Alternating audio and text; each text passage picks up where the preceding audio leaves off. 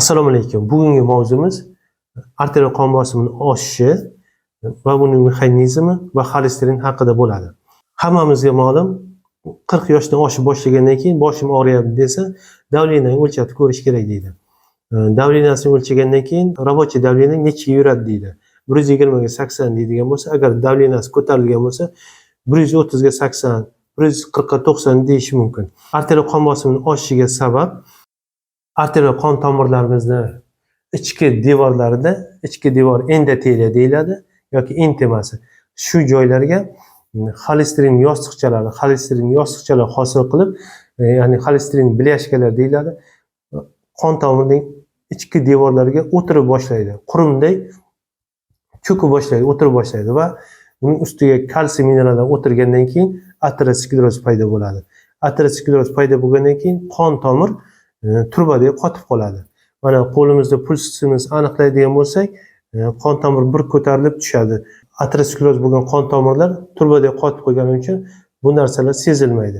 Bo'yin arteriyasi yoki bosh miya qon tomir arteriyalarida ateroskleroz kuzatilgandan keyin arteriya qon tomirining ichki devorining diametri kichiraygani hisobiga bosh miyaga oldin 100% qon borayotgan bo'lsa, ichki devorning torayishining hisobiga 90% yoki 80% qon bosh miyaga yetib boradi.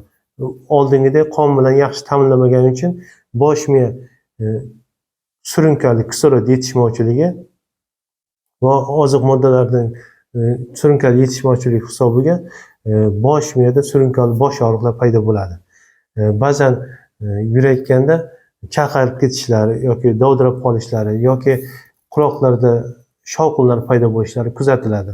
Endi bosh miyaga to'liq qon bormagandan keyin organizm to'liq borishi uchun kompensator maqsadida buyrak usti bezidan yaxshiroq yetib borsin deb davleniyani ko'taruvchi gormonlarni ajratadi va arterial qon bosimi ko'tariladi, davleniya oshadi, lekin ateroskleroz bo'lib qolgandan keyin, mana turbadek bo'lib qolgandan keyin qon tomirlar kengayib toraymagandan keyin ma'lum bir mo'rt joylarida qon tomir yorilishi kuzatiladi va shuning hisobiga qon quyilib, gemorragik insult vujudga keladi.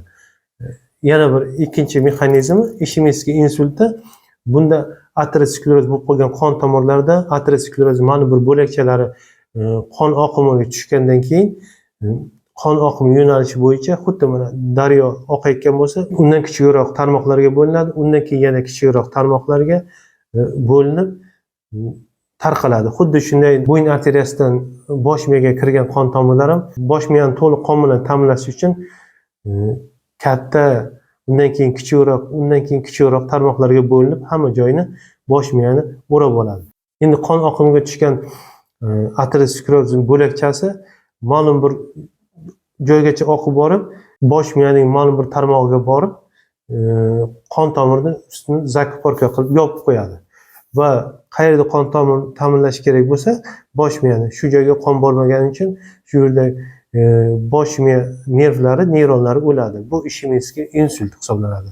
Bularning hammasi aterosklerozning hisobiga kelib chiqadi. Ateroskleroz xolesterin bilyashkalarini qon tomirlar devoriga yopish natijasida vujudga keladi. Endi xolesteringa keladigan bo'lsak, o'zi xolesterin organizmda birlamchi kerak mahsulot hisoblanadi. Ya'ni temirni oladigan bo'lsak, temirni eritib turba qilish mumkin yoki uголный qilish mumkin yoki armatura qilish mumkin. Xuddi shunday xolesterin ham organizmda juda ko'p funksiyalar uchun birlamchi mahsulot hisoblanadi.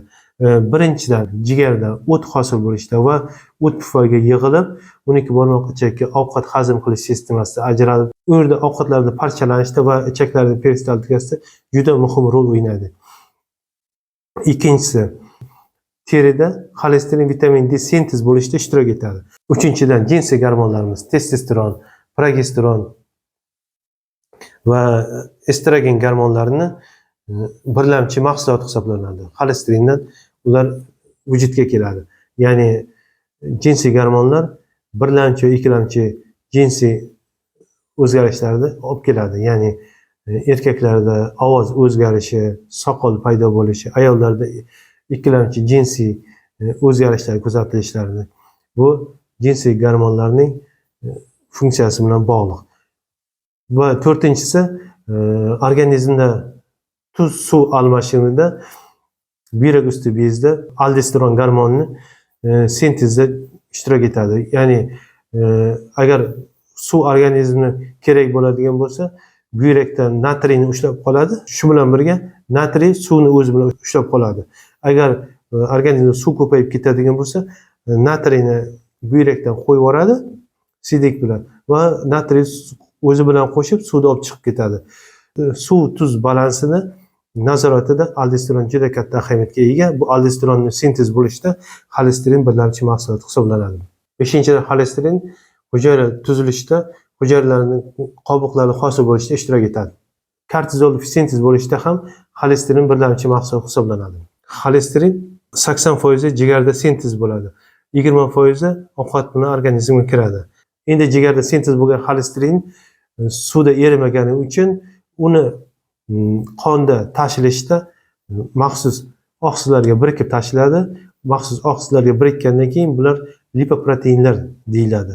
Lipoproteinlarda asosan 3 xil turi mavjud. Birinchisi yuqori zichllikka ega bo'lgan lipoproteinlar. Bular yaxshi sifatli xolesterinlar hisoblanadi. Ikkinchisi kichik zichllikka ega bo'lgan lipoproteinlar. Uchinchisi juda ham kichik zichllikka ega bo'lgan lipoproteinlar. Bu ikkita lipoproteinlar yomon sifatli xolesterinlar hisoblanadi. Bular jigardan qonga ajralib, arterial qon tomirlarining ichki endotelial devoriga borib qurum bo'lib o'tirib qoladi, bilyashka hosil qiladi. Va ustidan tuz o'tirgandan keyin ateroskleroz vujudga keladi. Yaxshi sifatli lipoproteinlar qon tomirlaridan xolesterindan olib jigarga yetkazib beradi. Normalda umumiy xolesterin qonda 3.3 dan 5.2 gacha bo'ladi. Yaxshi sifatli xolesterinlar o'rtacha 1-1.5 bo'ladi. Yomon sifatli xolesterinlar o'rtacha olib qolganda 2-2.5 gacha bo'ladi. Endi qachon giperxolesteremiya bo'ladi? Qonda xolesterin miqdori ko'payib ketadi. Bu birinchi ko'p ovqatlanish hisobiga, ko'p yog'li ovqatlar yeyish, ya'ni hayvon yog'laridan ko'p iste'mol qilish hisobiga kelib chiqadi. Qandli diabetlarning hisobiga kelib chiqadi. Qalqonsimon bez kasalliklarining hisobiga qonda giperxolesteremiya, qonda xolesterin miqdorining ko'payishi vujudga keladi. Qachon giperxolesteremiya bo'ladi? Bunda jigar kasalliklari bo'lganda giperxolesteremiya, qonda xolesterinning miqdori kamayishi kuzatiladi. Tekshirishga keladigan bo'lsak, lipidniy fraksiyalar deyiladi. Bularni tekshiradigan laboratoriya tahlillerimizda lipidniy fraksiyalarni ovqatlangandan keyin 10 soatdan keyin qon tahlilidan olib tekshirishimiz mumkin. Kechqurun masalan 6 da ovqat yeydigan bo'lsak, ertalab 8 da qon topshirsak lipidniy fraksiyalarga, shunda aniqroq lipidniy fraksiyalarni miqdorini bilishimiz mumkin. Davosiga keladigan bo'lsak, birinchi o'rinda jismoniy mashqlar. Kuniga hech bo'lmaganda yarim soat yo bo'lmasa 40 minut peshkom yurish kerak. Yoki suzish bilan shug'ullanish kerak. Ikkinchisi, ovqat ratsionida mevalarni, sabzavotlarni miqdorini ko'paytirish va yog'li hayvon mahsuloti bo'lgan yog'li ovqatlarni miqdorini kamaytirish, iste'mol qilish. Va yana ochlik. Bir haftada bir kun hech bo'lmasa odam och bo'lganda giperxolesteremiya, ya'ni qondagi xolesterin miqdorining kamayishini kuzatishimiz mumkin. Endi dori-darmonlarga keladigan bo'lsak, lipidniy fraksiyalarni ko'rganda yuqori ko'rsatkichlarga bo'lsa, normaga nisbatan statinlarni qo'llashadi. 10-20 milligramdan bir kunda bir mahal ichishga tavsiya berishadi. Ba'zilarga insult infarktlarini profilaktika uchun, oldini olish uchun ba'zilarga bir umrga ichib yurish tavsiya qilishadi. Lekin bu ba'zi bir ma'lumotlarga qaraganda noto'g'ri hisoblanadi. Sabab xolesterinning o'rni organizmda juda katta ahamiyatga ega va bosh miya uchun ham xolesterin juda kerakli mahsulot hisoblanadi. Bosh miya yog' va suvdan iborat bo'ladi. Agar xolesterin bosh miyaga yetishmaydigan bo'lsa, bosh miyaning kognitiv funksiyalari, aqliy faoliyatini buzilishi, xotiraning buzilishi va yana Alsgeymer kasalliklarini kelib chiqish ehtimoli yuqoriroq bo'ladi.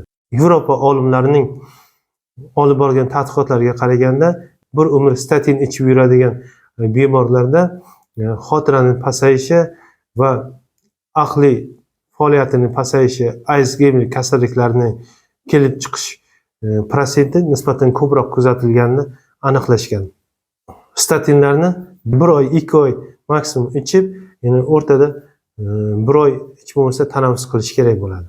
Men sizlarga yetkazmoqchi bo'lgan ma'lumotlar mana shulardan iborat edi. Savollaringiz bo'lsa kommentariyada qoldirishingiz mumkin. Sog' bo'lingizlar.